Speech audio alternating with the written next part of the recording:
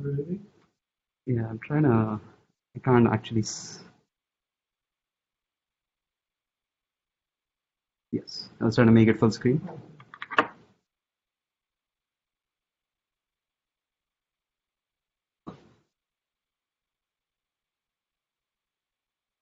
Good morning, everyone.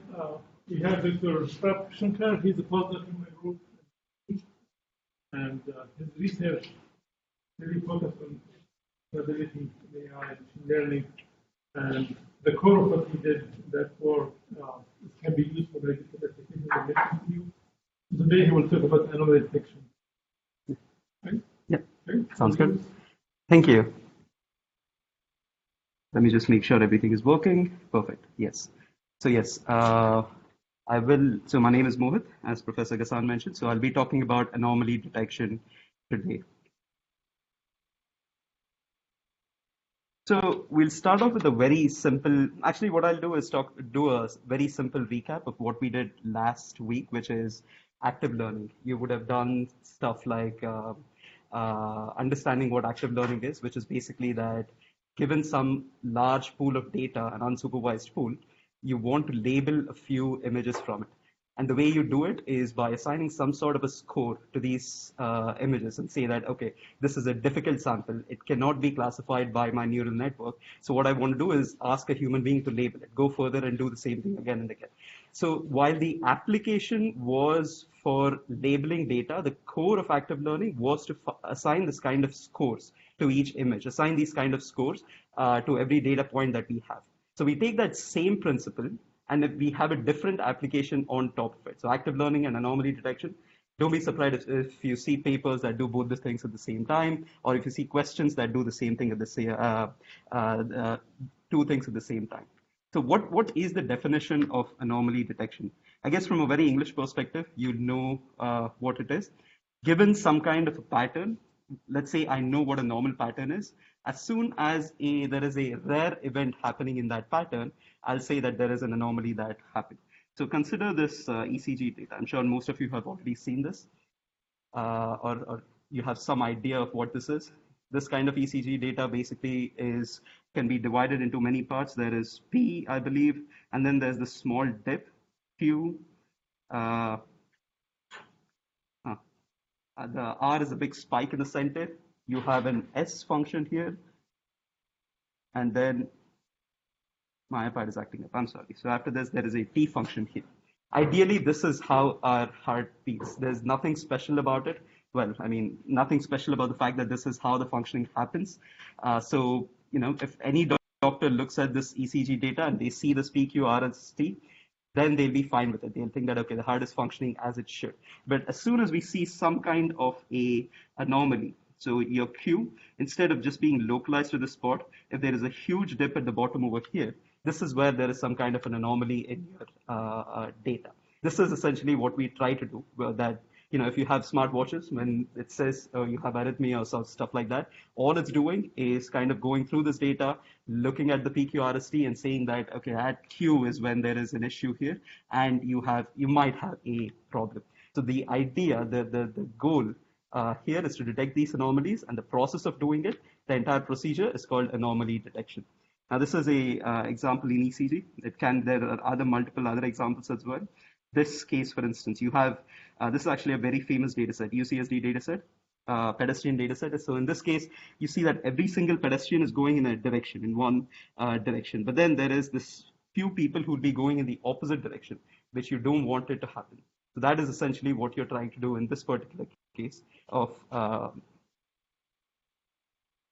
sorry, I may have logged out of BlueJeans. Something happened here. Could you please check?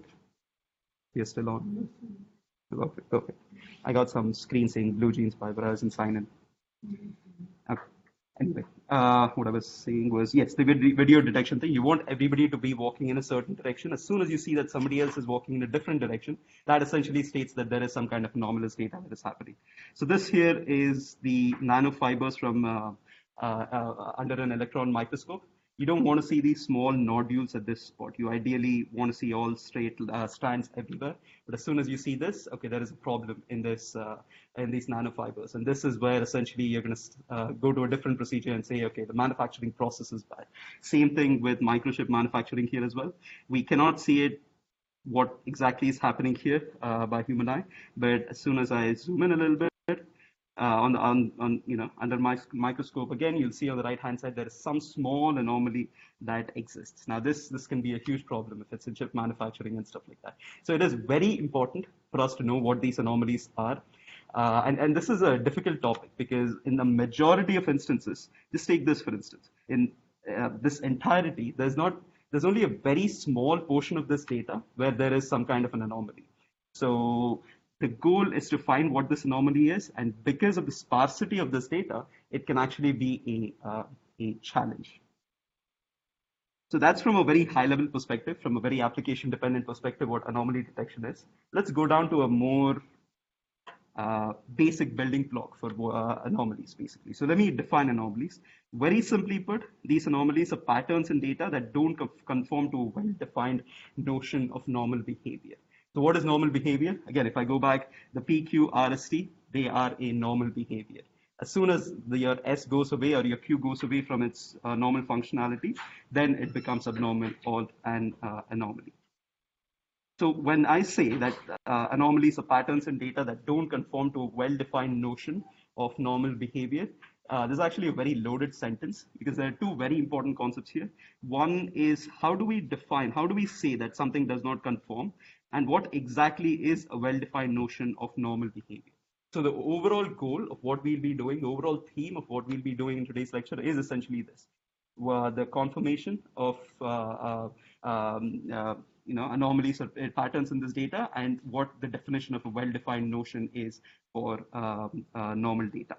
From a very low-level perspective, if we are thinking about it from a distribution probability perspective, I can say that normal data is generated from a stationary process, PN, and anomalies are generated by a different kind of a process. If I again go back to the ECG data here, your heart, there is a specific procedure in which with which it beats. So PQ, RST keep on happening based on that procedure. But as soon as there is some kind of, I think this is called arrhythmia, by the way. As soon as there is arrhythmia in your heart, then basically it does not conform to the normal process.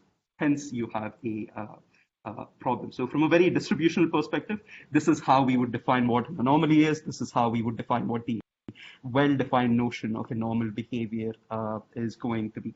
So there are a lot of examples for this. Your credit cards, there's some kind of fraud happening in this particular case, so you'll be able to detect it.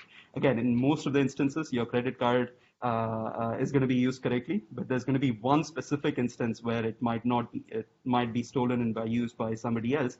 So it's a big challenge, in fact, to find this kind of fraudulent activity because of the sparsity of that, just that one data point in an entirety of your usage of your credit cards.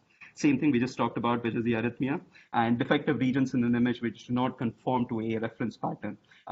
So this particular instance in this case, the fact that there are these nodules here, these red nodules, is bad. We don't want this to happen in our anomalies and these kind of data points. So these anomalies, they might appear as some kind of spurious elements and are typically the most informative samples in the stream. Again, going back to the ECG, your doctor is not going to care when you have your PQRST as it's good, it's all good. But the most informative is when your Q is in a different position than it has to be. So in that particular case, S. In that particular case, that is the most informative because that is going to tell your doctor what exactly is the problem that you have so that the doctor can then go back and treat you the way it should be treated, or the disease has to be treated. So from a very high level perspective, this essentially is anomaly detection.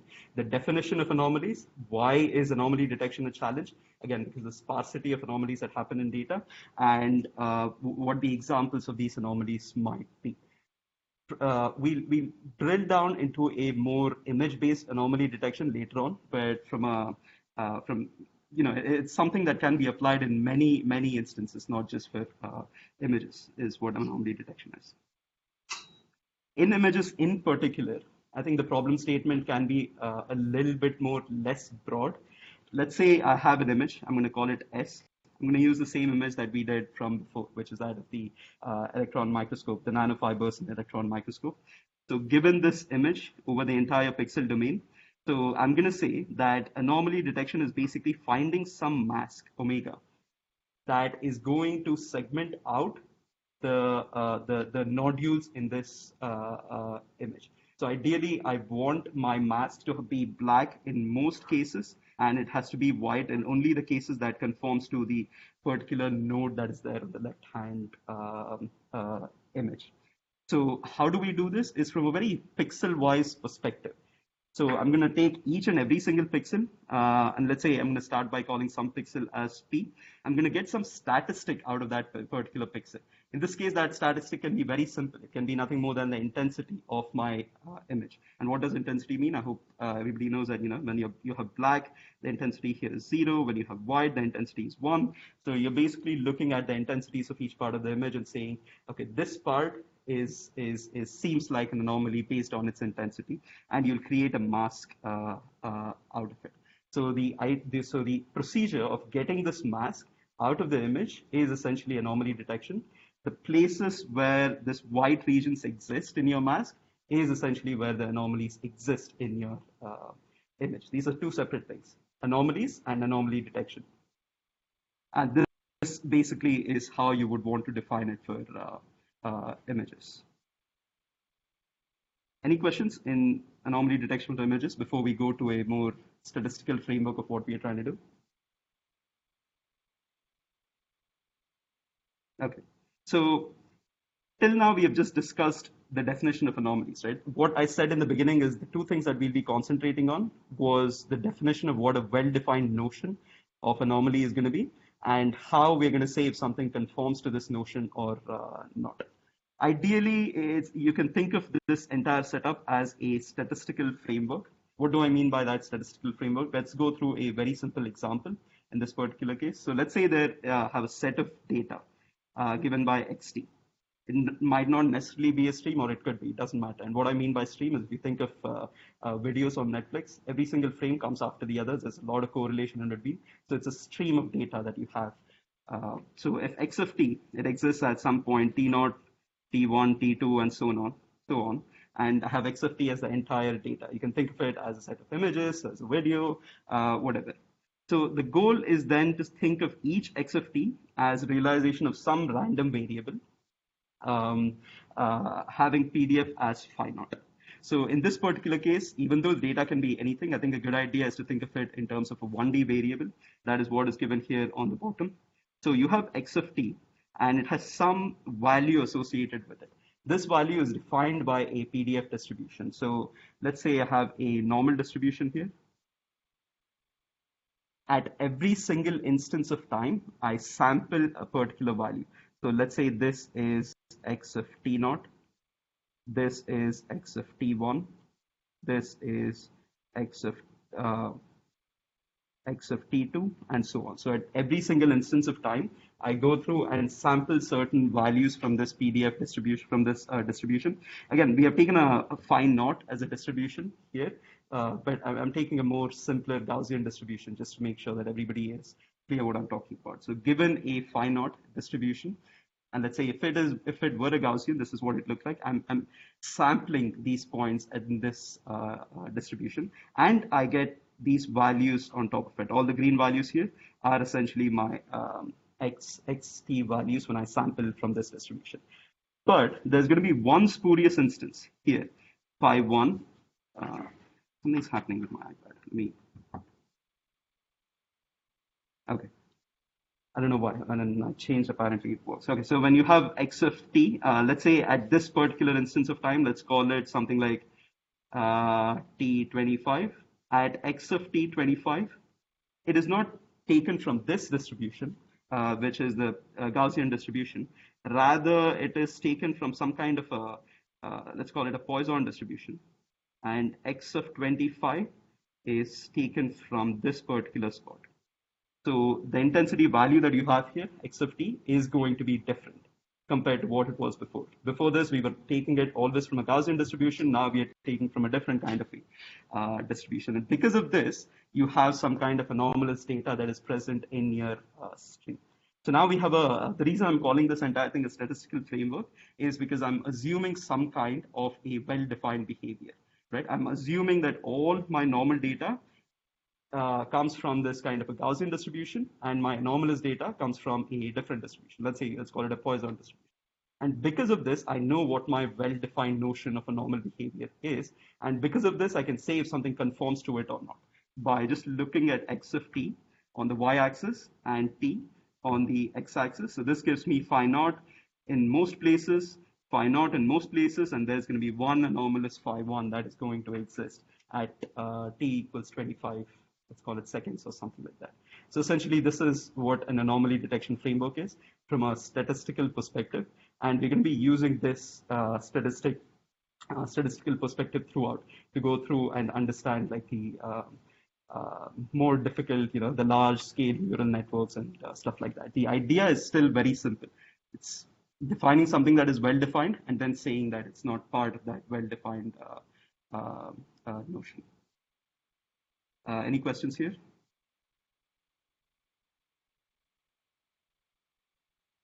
All right. If not, then let's actually think about so right now we just defined what the meaning of that well-defined notion is, which is that distributions. Now, how do we get how do we say if something conforms to this well-defined notion or not? To do that, we need two things. One is some kind of statistic about my data and some kind of a decision rule in this data. So previously we had this x of t, right? This is the same image as I had before. Have one anomalous data and everything else is basically a stream of data from my Gaussian distribution. Now the goal is to get some kind of a statistic from this x of t and then use that in order to create some kind of a decision rule. Now, this statistic can be anything. It can be something like the average, the sample variance, the log likelihood, the confidence in a classifier, some kind of an anomaly score, whatever that might mean. But this is a statistic that we can get out of the data, and we can use that statistic in order to create a decision rule.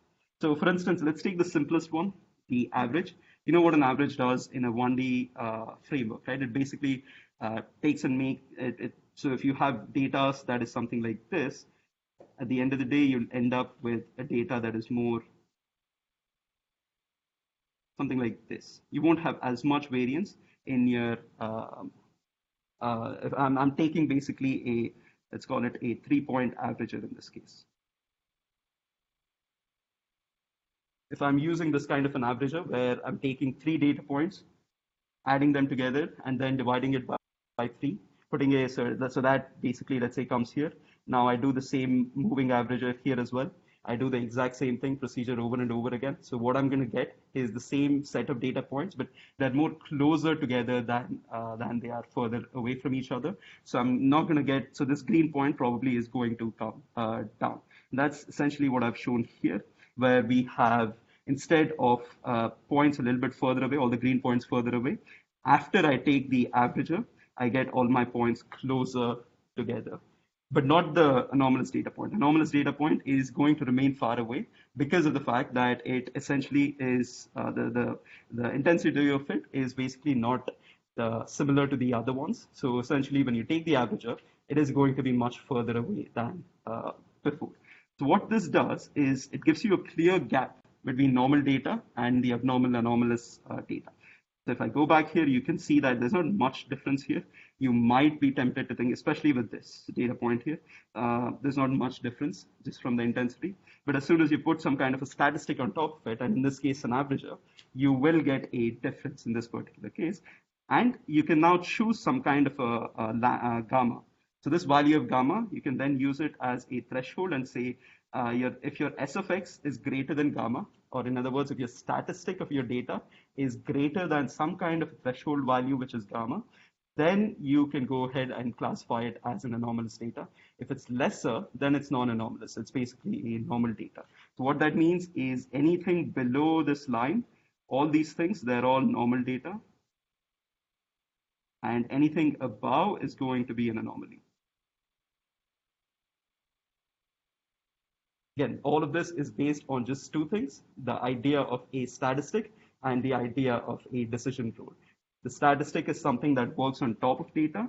The decision rule is something that works on top of the statistic itself in order to create a decision rule. Now, again, from a very high level perspective, this might appear simple, but the fact is that it's very difficult to say what the statistic is most of the time. And it's even more difficult to say what the threshold is going to be. Because generally, and I'll talk about this in the problem setup in a little bit, we may never have access to these kind of anomalous data during training.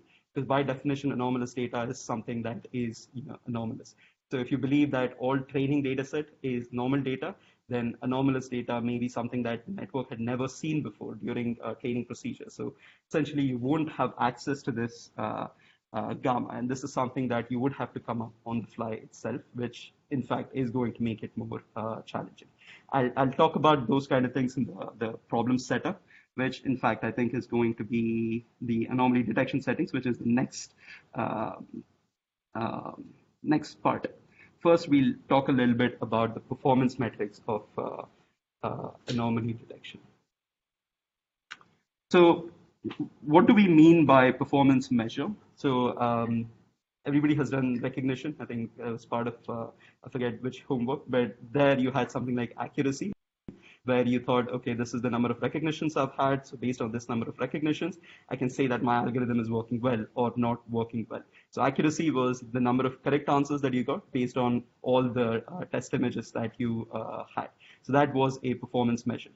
In this, the performance measures are a little bit different because this is more of a detection problem rather than recognition. Recognition was much simpler. It basically was, okay, is it correct? Is it incorrect? Here you can have many other cases. You can have something called true positive rate.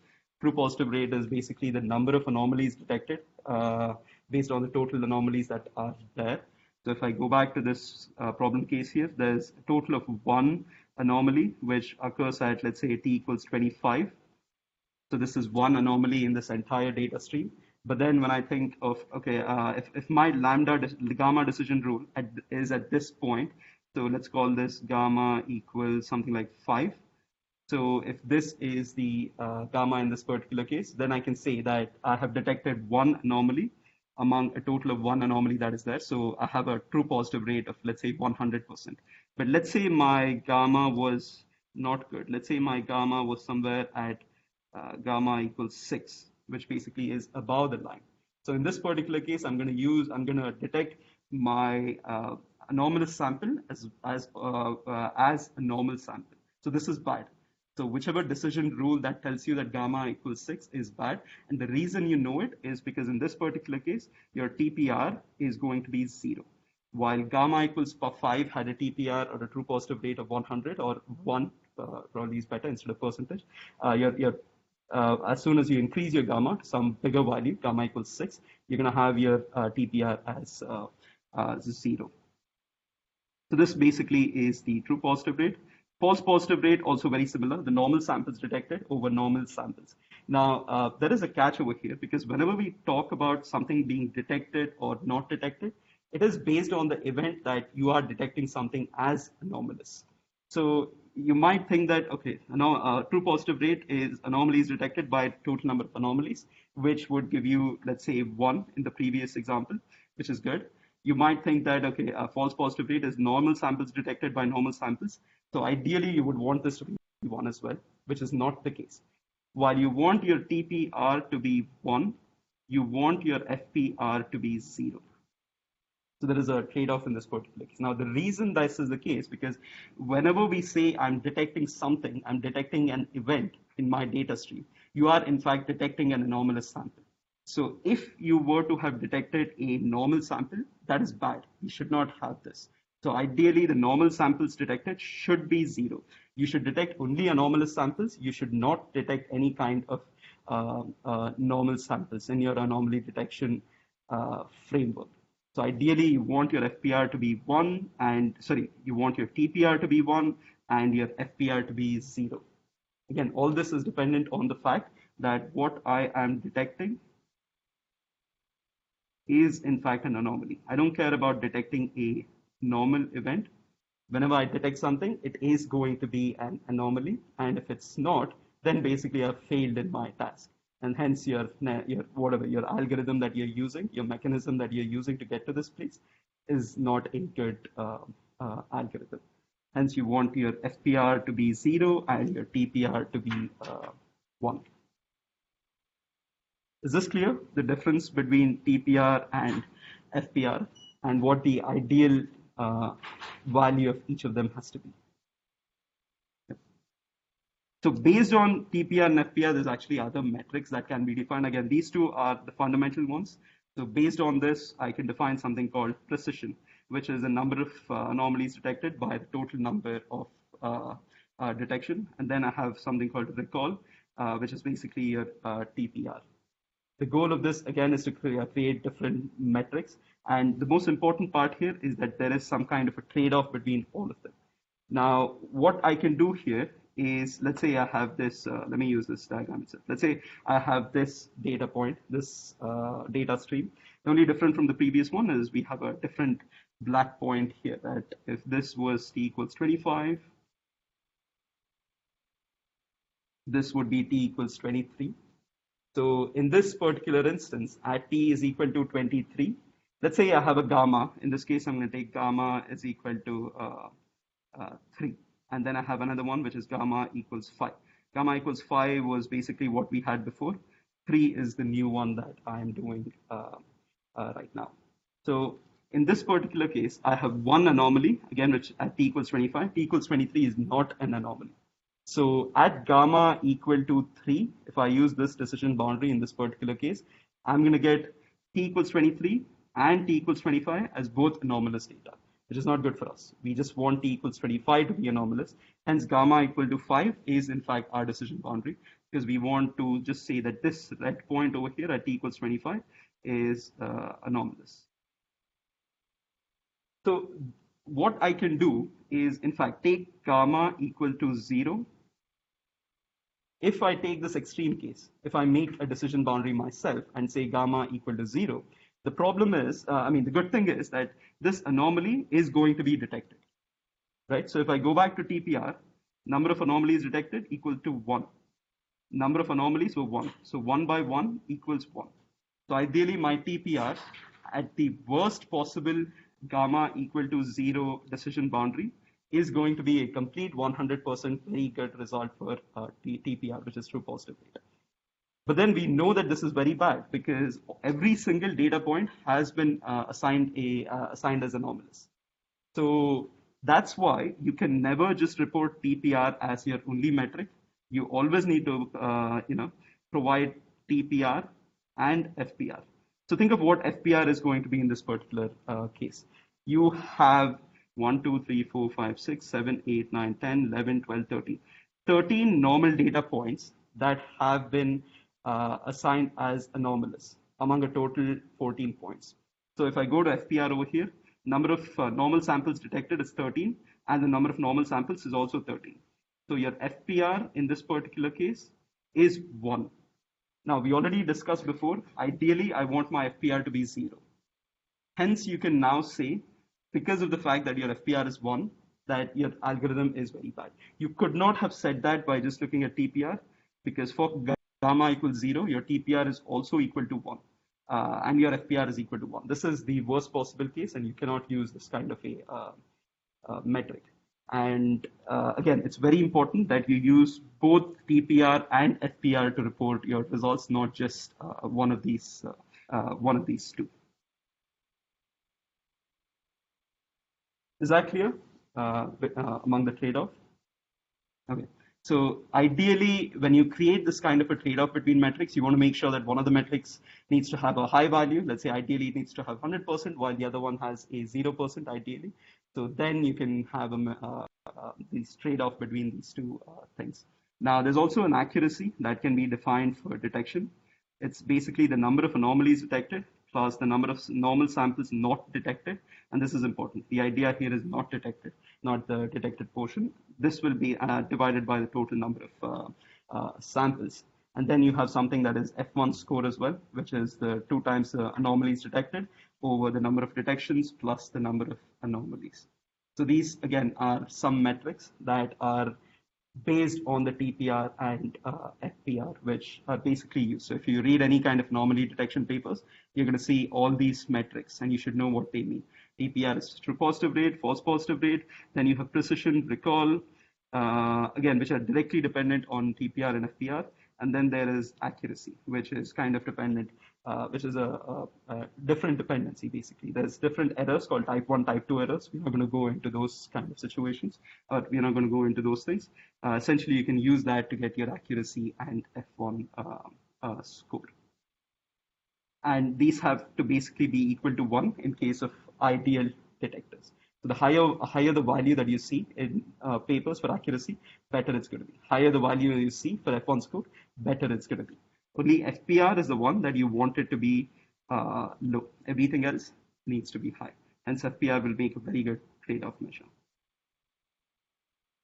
Another important performance metric is, at least for anomaly detection, is something called AUC, or area under curve.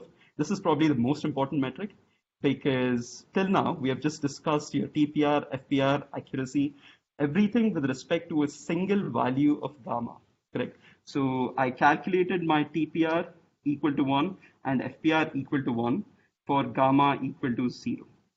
So this by definition was a bad detector.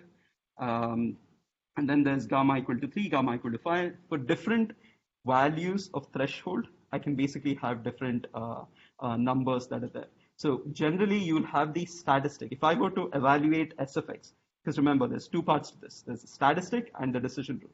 And the goal for me is to evaluate both the statistic as well as the decision rule. So if I were to evaluate the statistic, I need to evaluate not just for the best threshold, but to all thresholds. Ideally, I want my statistic to be so good that in almost every single threshold, it needs to find these anomalous thing. So I cannot just give you a value of TPR, FPR for a single threshold and say, okay, one detector is better than the other. So what I need to do is give you a value of TPR, FPR for a very large number of thresholds. So this is where AUC comes in, area under curve.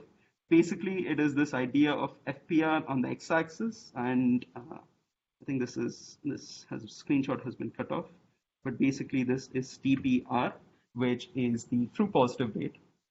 So TPR is on the y-axis, your FPR is on the x-axis. Ideally, again, what is it that we want? We want our TPR to be 1 and FPR to be 0. So we want this to be something like this. For every value, I want my TPR to be 1 here. So ideally, this is how my detector has to work. But most detectors don't work like this. I think, I forget which the paper we have taken the screenshot from, but essentially it's showing different strategies in order to get this kind of anomaly detection. So in this case, STSIM, coding, variance, gradients, and stuff like that. So essentially different methods are working with different AUC, as you can see, or have different curves. So at basically what this tells you is that at this particular value, it's telling you your TPR is around 0.9 and your FPR is around 0.3 for this particular value of gamma. So for this, let's say this, I'm going to call this gamma as 5. This gamma would be something like gamma equal to 3. So you're taking your values of gamma for different, so you're taking different values of gamma, creating TPR, FPR, and plotting it as a graph. So this is essentially what you're trying to do here. And once you do that, you can calculate the area under this blue curve. So area under this blue curve, I would say is, let's call it 0.7. Area under this green curve, let's call it 0.5. So based on this, I can say that my detector with 0.7 AUC is better than my detector with 0.5 AUC. So AUC is probably the most important metric for calculating here. Ideally, because it's not just looking at TPR, FPR for one value of gamma, it's looking at it for multiple values of gamma. So whenever you're asked to do any kind of detection, either in question or if you're reading it in the paper, you have to take a look at the AUC value in order to see if the detector that you're proposing or somebody else has proposed has a good value of AUC, which would mean that it's actually working for a wide variety of gamma. Any questions about the AUC? Yes. So the parameter is Yes. Yes. Threshold is that's the gamma basically. for any statistic. Yeah, for any statistic. Till now, I know we haven't looked at either STSIM. Just think of red as running average. This one has log likelihood. This as I forget which other things were listed in the beginning. But yeah, they're just different statistics with different decision boundaries.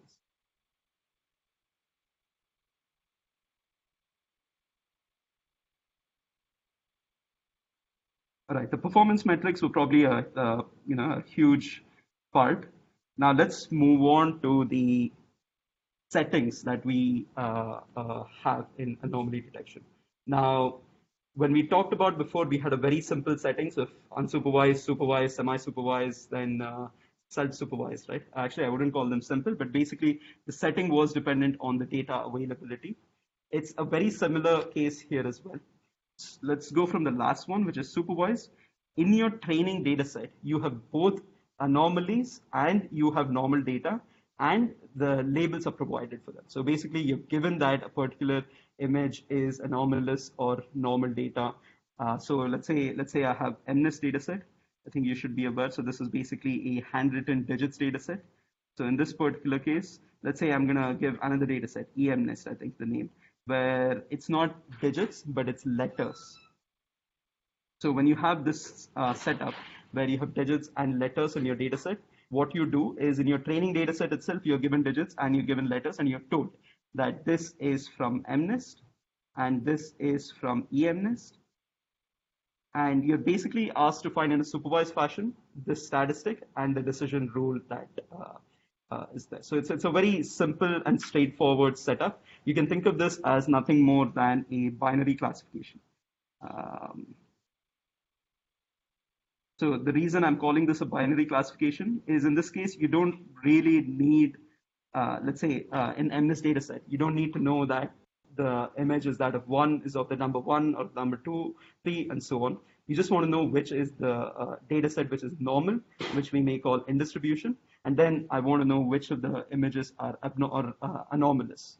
In this case, it's the letter-based MNIST data set, which would be, I think, EMNIST is the name. So essentially, you can think of it as a binary classification problem, a supervised problem. This is not as interesting, and we won't be talking about the supervised approach or the supervised setting as much. What is more interesting is the unsupervised and the semi-supervised setup. So what is the unsupervised setup? The training data set is provided without any kind of labels. The semi-supervised setup is only normal training data provided. There is no anomalies in my training data set. Again, TR is think of it as its training data set. So unsupervised, I'm just given a set of data. I have no knowledge about what this data is. I don't know if it's anomalous. I don't know if it's normal data, nothing. In semi-supervised, I'm given a bunch of data, but I am told that all this training data is normal data. There's no anomalous samples within my training data set, is basically what I'm told. And if I were told that, this entire setup would be semi-supervised. If I'm not told that very important information, then basically what I have is an unsupervised setup. So by far, you would think that unsupervised is the most difficult setting, but that's not always the case, because in your training data set that there is some kind of anomalous data that may or may not be present, and most of the cases it is kind of present. Semi-supervised, again, you're only given normal data, so there's different ways of approaching it. The reason this is very important, this setting is very important, is this will inform how we get our statistic. For instance, if in a supervised setting, I know that all my statistics I can get just from training itself. I can just do a very simple binary classification. In semi-supervised, I know that all my data basically is normal, so I can get some statistic and constrain it very well, and anything that is away from the statistic is basically an anomaly. That is something that we will talk about more. Unsupervised, essentially, you can just create a distance metric and say that, okay, in my training data set, I had this one sample, which is very far away. I'm assuming that this is going to be the anomalous sample. So this is how I'm going to create my statistic. and this is how I'm going to create my decision boundary. Again, we'll come to all these things in a little bit more detail, but these are the three settings. We are only interested in two of them, which is the semi-supervised and the unsupervised.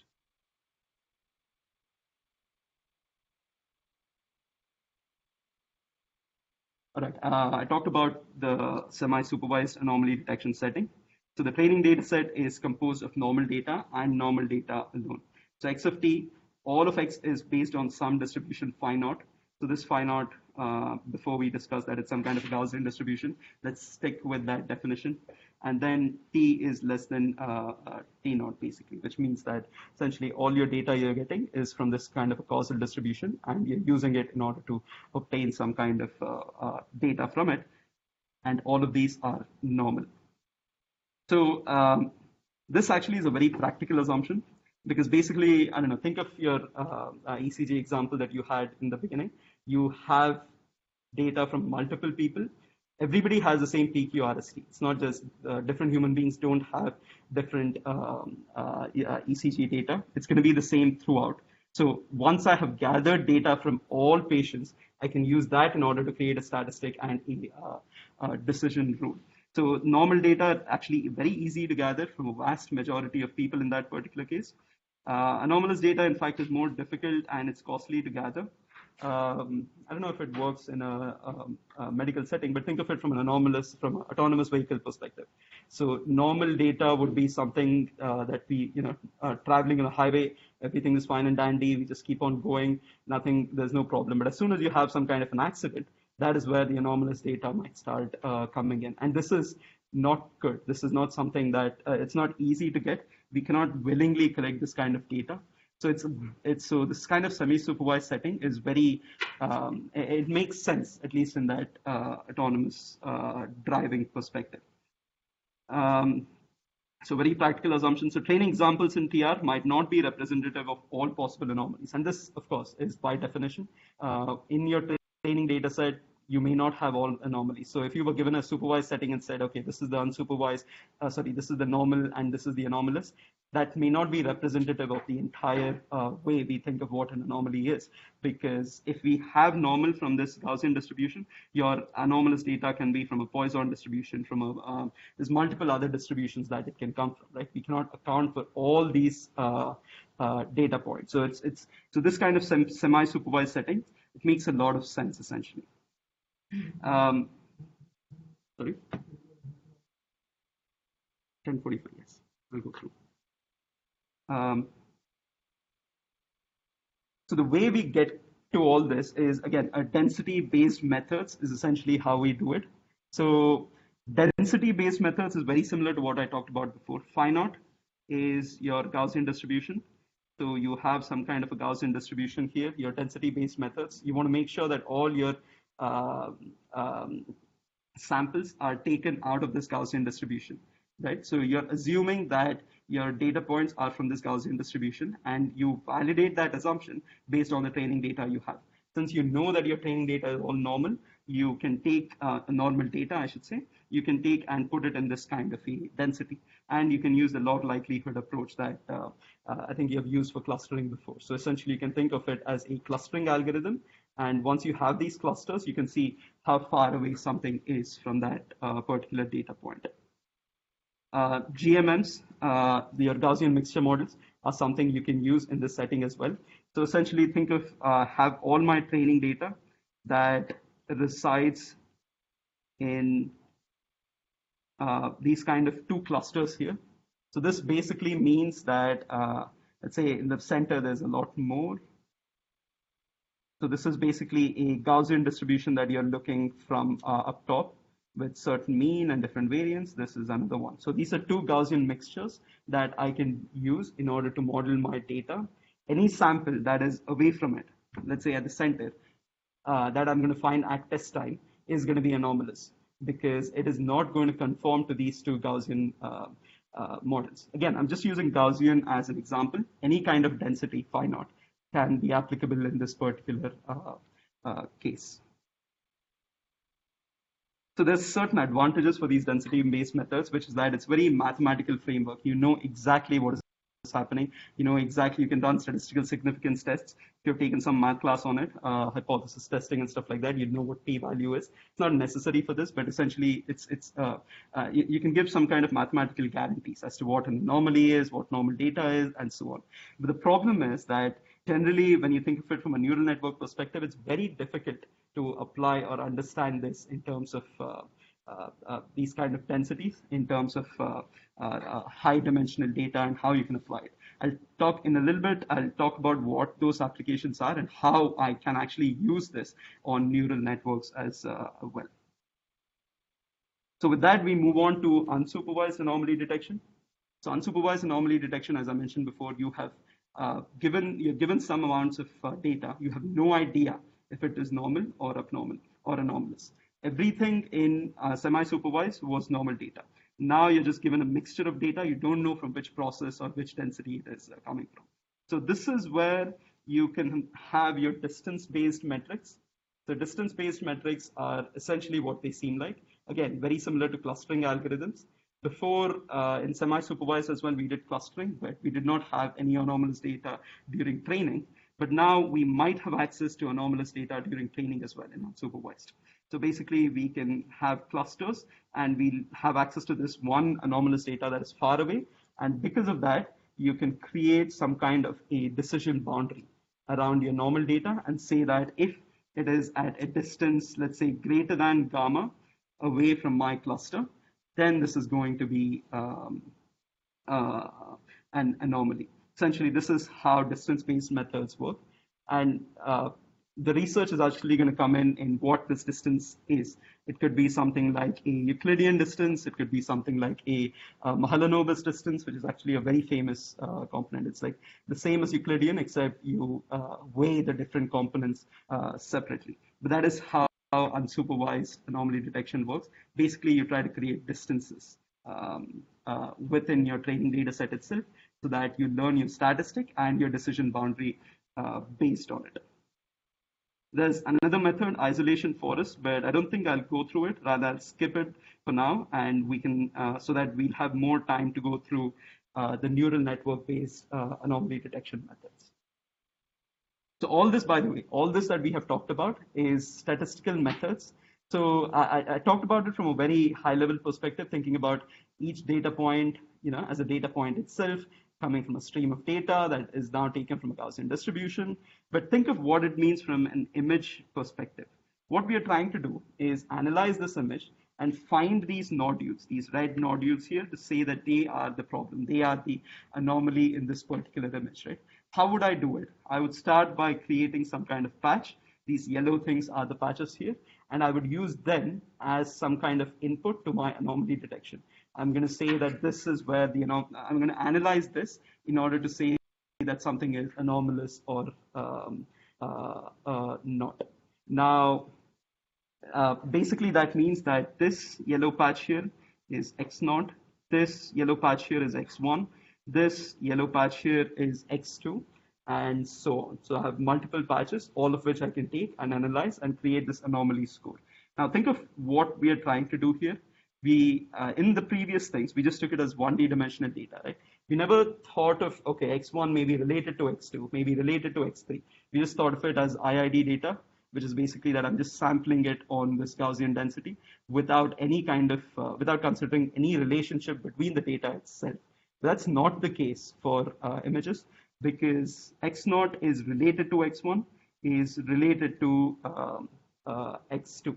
So you can do the exact same procedure as we have done till now by taking some sort of statistic out of x1, some sort of statistic out of x1, x0, and x2. And this statistic can be something very simple. It's just averaging this entire set of pixels. If you average this, you may get something like 0. It's more nearer to the black, so I would say 0.2. If you average this, I would say you get 0.5. If you average this, you get 0.7. I would say you get 0.8. So you can use this statistic and create a decision rule. Sure, you can do this.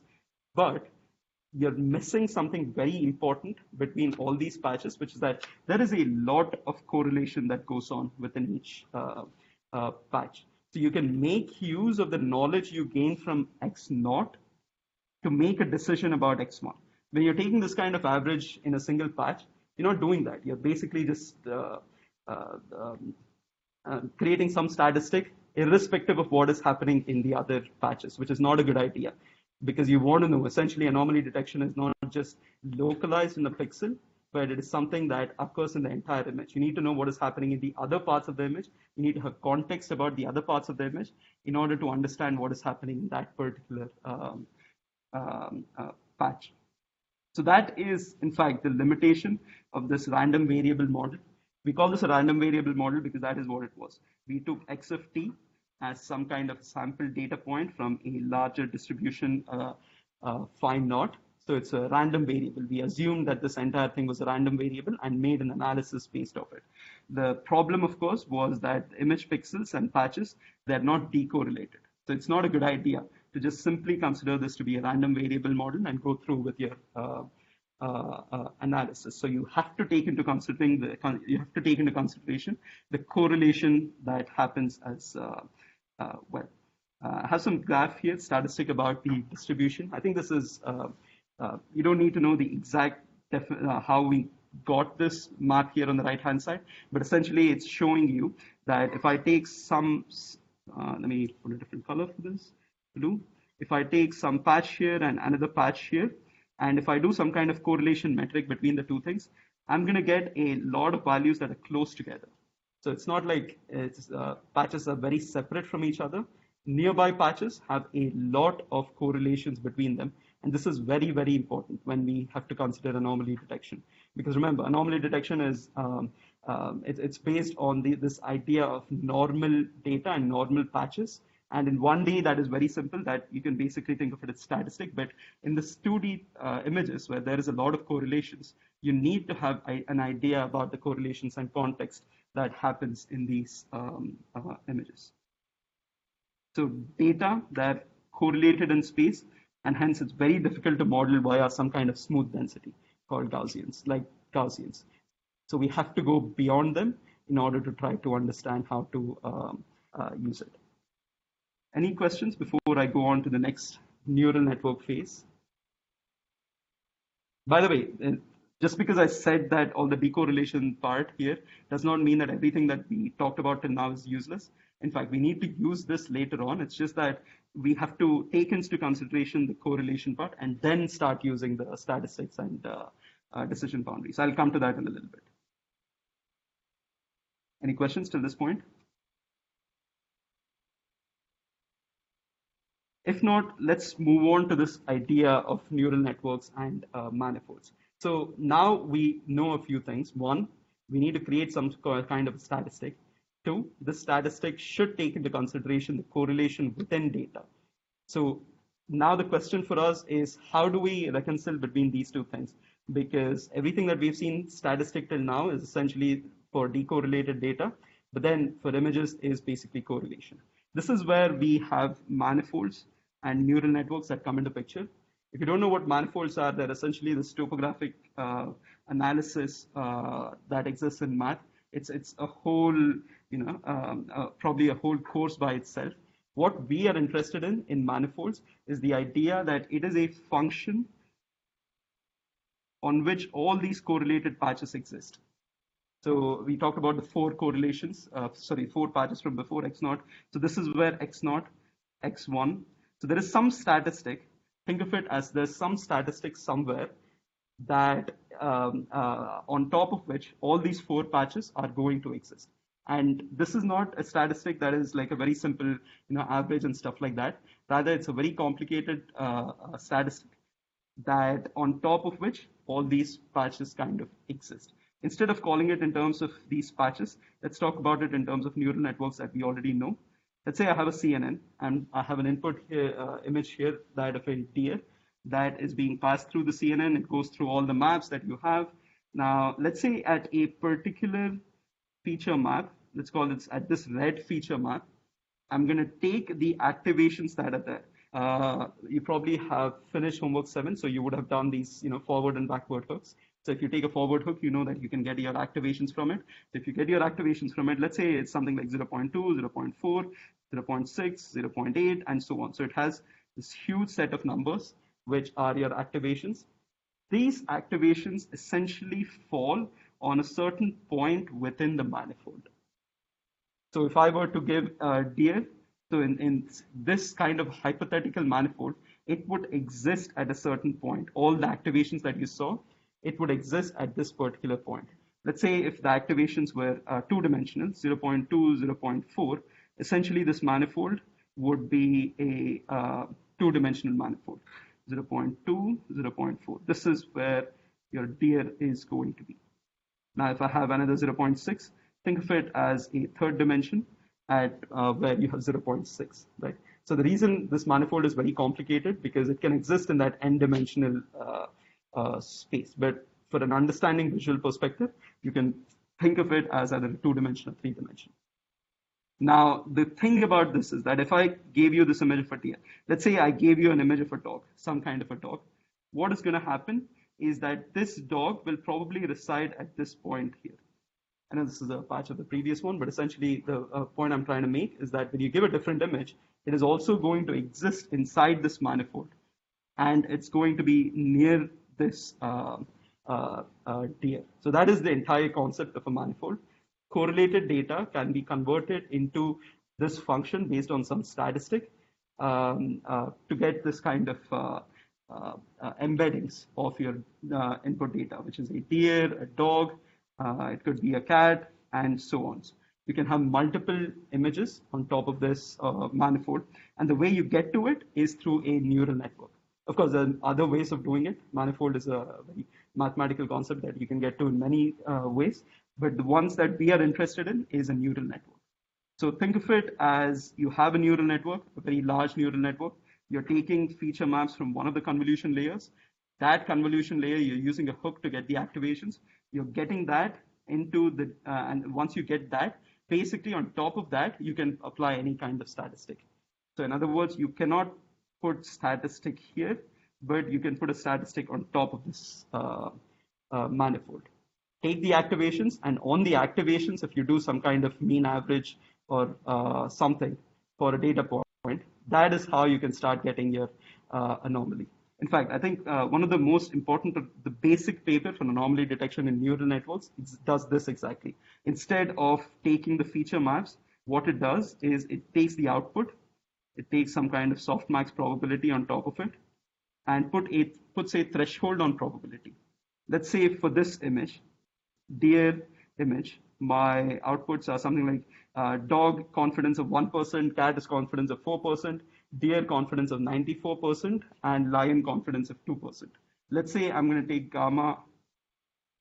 Let's say I'm going to take gamma as 90%. If that is the case, then anything greater than 90%, I'm going to say, okay, your network is very confident that it's a deer. Hence, it has to be a normal or a deer data, right? That is one way of looking at it. Or another way of saying it is that, let's say if I had a dog image here, and the dog was basically something like 78% confidence. So your network is not as confident because I want my gamma to be 90%. So your network is not as confident that it is a dog. Hence, hence your network might consider it, or your algorithm might actually consider it anomalous. So before, remember how we were saying gamma, something greater than something is anomalous, less than something is not anomalous. It's the exact opposite in this particular case. If you're thinking of gamma as a confidence value, if it's greater than 90%, then it is normal data. And if it's less than 90%, then it is anomalous data. Right? It's basically based on our statistic here is confidence, and because of that, and confidence on top of the manifold, which is this whole neural network thing. So this is how we can say if something is normal or if something is anomalous. Is this clear how you're trying to get the statistic? So you're not doing a statistic on the image itself. Rather, you're going through the entire neural network process. And the baseline paper, this, in fact, it's called MSP, maximum softmax probability. Their paper themselves, they called it a baseline for detecting, I don't know if you can see it there. Yeah, baseline for detecting misclassifications. So, so this baseline is essentially softmax should be your baseline. put any gamma on softmax, say that if it's greater than something, it's a normal data. If it's less than something, it is an abnormal data.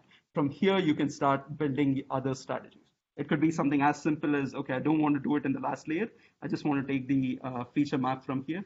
Then I'll take some kind of a statistic on top of it, something like, let's say, energy or average or variance or something like that. And once I use that, once I get that, I can use another gamma over there, say if something is normal or anomalous. So this is like the simplest way of trying to create your own strategies for anomaly detection with neural networks. What more I just mentioned, could be one of those open questions. Like this where you have the logic for the FunML intermediate layer. So what you just talking about is very, very, very crucial question.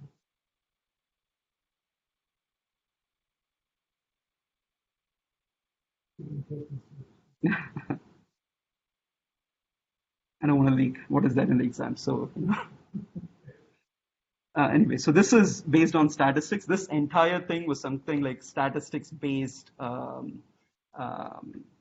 anomaly detection, where you can create some kind of statistics on top of the layers, on top of the outputs, and so on. So that is one class of methods that you can have. Another class of methods is reconstruction-based methods. I think this is something that you have seen, I believe in homework 6, where you were doing autoencoders and different regularizations on top of them, and you saw that there's some kind of reconstruction that is possible. So let's say you were, and last week as well, not last week, yeah, last week during the active learning framework, I think there was one slide where you were shown seismic images. Autoencoders learned on seismic images. They weren't as good, right? They just had all their convolution kernels were something like horizontal, because this is how the data demanded it. But then if you looked at the natural image-based convolution kernels, it would be something like, it would have a lot more variety on top of it. So essentially, your reconstruction-based methods give you an idea of how you can do reconstruction. If the reconstruction is good, then basically you can say, okay, this is something that I have trained on. But if the reconstruction is bad, then you can say, okay, this is anomalous. Again, the simplest example, an autoencoder trained on seismic data is going to be good enough to reconstruct seismic data, but it is not going to be good enough for natural image data. So from the perspective of the autoencoder, the natural image data is in fact anomalous compared to seismic data. So again, this is from a very high level basic perspective, this is how you would define what a reconstruction based method is. So basically what you do is you fit a statistical model to the observation to describe dependence, and then apply anomaly detection on the independent residuals. What does the residuals actually mean? From an autoencoder perspective, this residual is something that we saw, which is the mean square error loss function. Essentially, given a certain image, let's call it X here, actually S1 to SD. I'm going to reconstruct back S1 to SD at the end of the decoder as well. The middle portion here, which is the hidden layer with M neurons, is my latent representation. My reconstruction error happens at the very end. Basically, your S, which is your input, minus D E of S. E of S is basically your encoder.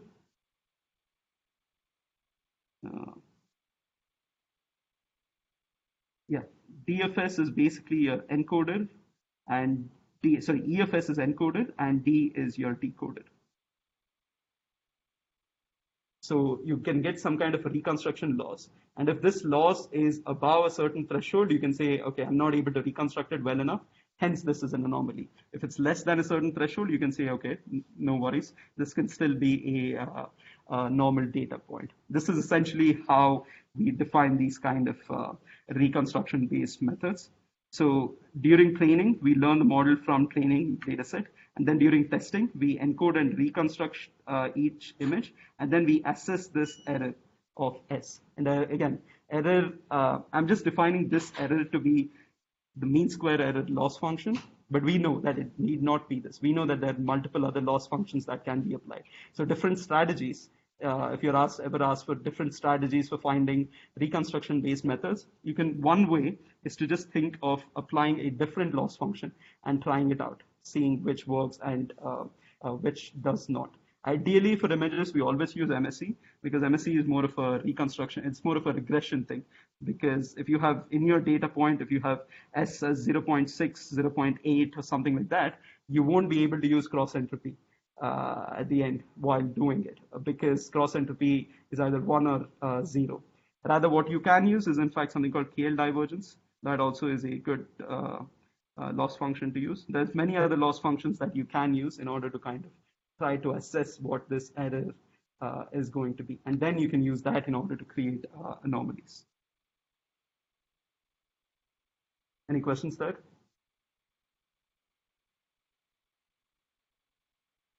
If not, then the last strategy is something where we start constraining stuff. So till now, we have just used a statistic. We have just said, okay, this statistic might work. We can use a running average, then we can create a decision boundary. But generally, what the best algorithms do is they start by constraining stuff. They start by saying, okay, the activations have to follow activations at, let's say, 8th layer have to follow this particular way of doing it. So let's say if it were a reconstruction based method, if you had constrained the latent representation to say that there should be, let's say, exactly 3 Gaussians in this manifold, then basically during some kind of anomalous data, you'll find that it has 2 Gaussians. Then you can directly say that there is a problem here, that this has to be an anomaly. So essentially, by constraining whatever this is going to be, then we can classify something as anomalous or not anomalous. So I'll be talking about one kind of constraint here, which is the gradient constraint. The gradient constraint is something that we have seen throughout the class, right? We looked at it. We looked at gradient constraints for learning.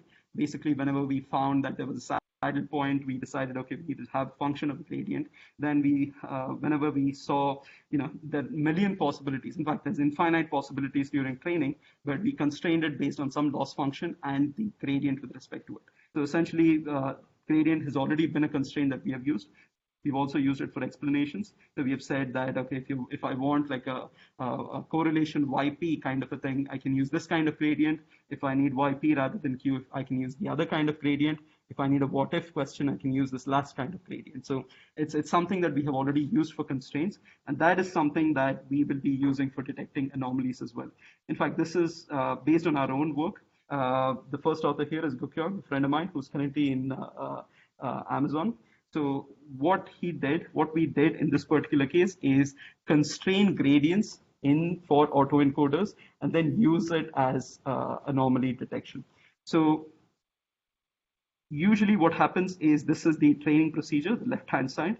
Maybe I should have, I think in the presentation version, I had it in terms of animation, but PDF does not unfortunately have that. So just look at the left-hand side portion of it. This is how you do the training, forward and backward propagation, right? Given some kind of an input image, let's say if it were trained with 0, your autoencoders is not equipped to reconstruct 5. So it is going to reconstruct only a part of 5, where it's going to remove the middle portion out of it is going to be removed from your autoencoder. The only portion that is going to remain is the ones that were similar to 0. Because again, your network is trained with just 0. Your autoencoder has been trained to reconstruct only 0. And this is the constraint part that I'm talking about here. You've constrained your autoencoder to basically just train with just a single number. So as soon as I put a different kind of an input, it is not able to reconstruct that. It only kind of reconstructs that portion that it thinks can be a 0. Anything in the middle, gone, not there. So what would you do in this particular case? If you were training, you will backpropagate this loss and say, okay, this is not correct. You need to make these changes in order to facilitate the reconstruction of a 5. So this is the backpropagation part of it. And the way you do that is by using gradients. So what we do is we constrain these gradients. So we see how much model update is required and constrain these gradients to be a certain value. How do we do that? Basically by thinking of gradients as nothing more than this kind of correction vectors. So think of this as, we saw a very complicated manifold before, right? I'm just taking that manifold and putting it into a very simple linear manifold here. Based on this linear manifold, I'll say that this is all 0 manifold, something that has been trained. As soon as there is a 5, which is the abnormal or anomalous data, it is going to be away from my manifold. There's going to be a huge distance between this and the other. So the goal is to get this distance in terms of gradient. Actually, not just the goal. Gradient actually gives us this distance. So by constraining these gradients, I can say that during test time, my anomalous data should not exceed a certain value of my gradient. If it does, then essentially it is going to be an anomalous data point. So how we do it is we do it during the training procedure itself. So I have some loss, which is my reconstruction loss, L is reconstruction loss. I am going to constrain it based on some similarity. In this case, a cosine similarity between gradients of all my previous training and my current data point. So I take an average of all my gradients from previous epochs. I take the gradient of the current input sample, and then I say, okay, my loss function cannot exceed a certain value. If I put this constraint in the loss function itself while training, what happens is that your neural network has learned to not move too far away from the manifold during the updates. It goes via a very small step-by-step procedure in order to come to a certain point. So during testing, if I just give a very different image, let's say a 5, then the gradient will be very high, correct? You can use that statistic now to say, okay, this has to be an anomalous data because the gradient is not conforming to what is not conforming to the constraint that I put at the start, which is that it cannot be this, the directionality cannot be very different. It has to, these two things have to be very similar to each other. So basically the average gradient from before, think of it as this is my average gradient. So basically, after 5 steps, you can go from this point to this point. But you cannot start off by going from here to here. It has to be a gradual procedure. So if I see this during test time, I'm going to say, no, this is not a normal data. This is an anomalous data.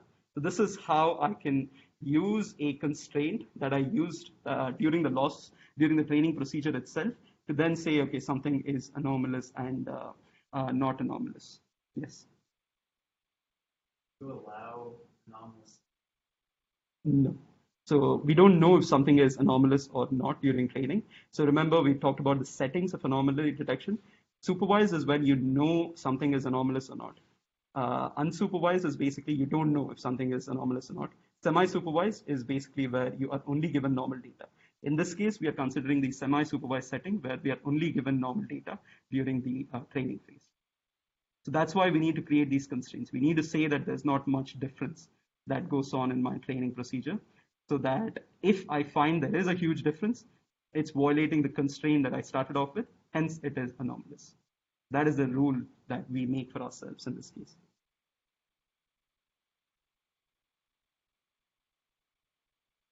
So in the paper, we have some results. This is basically AU-ROC results. As I mentioned, area under curve is probably the most important thing. Again, I don't think we need to go too much into the numbers. You know, this is AUC. So basically, you want a higher number. Higher the number, better it is. We can do a lot of stuff. One is detect if something is normal or abnormal or anomalous. We can see if, and this, may not just be within data or between classes.